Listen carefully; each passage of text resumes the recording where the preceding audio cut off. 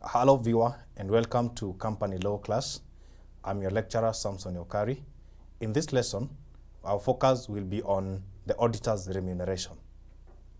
Now, in our previous discussion, we looked at the various ways through which an auditor can be appointed. And in this lesson, our focus will be on how the auditor is remunerated.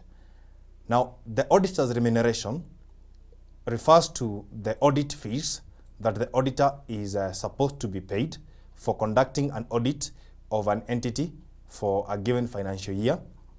But it also includes out-of-pocket expenses that the auditor should be reimbursed, which have been incurred in connection with the conduct of that audit. Could be accommodation, it could be transport, and other out-of-pocket expenses that have been incurred by the auditors in the discharge of their duty as auditors of the company. Now, the auditor's remuneration is determined by who appointed that auditor. If the auditor was appointed, in our previous discussion we looked at the appointment of the auditor. So if the appointment was done, for example, by the board of directors, then the remuneration will be determined by the board of directors. So board of directors are the ones who appointed the auditor. Then they are the ones who should determine the remuneration of that auditor.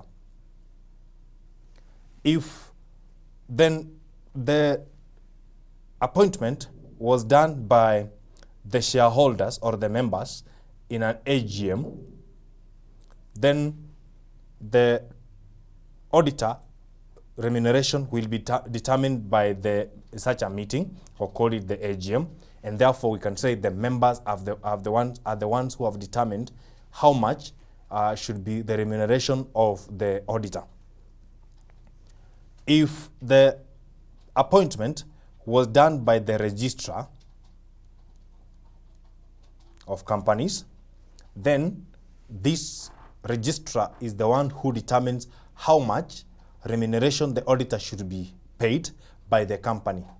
Remember, even if it's the registrar who is appointing the company, the audit fee or the remuneration of the auditor should be a charge to the company. So the registrar is the one that will determine the remuneration of that auditor.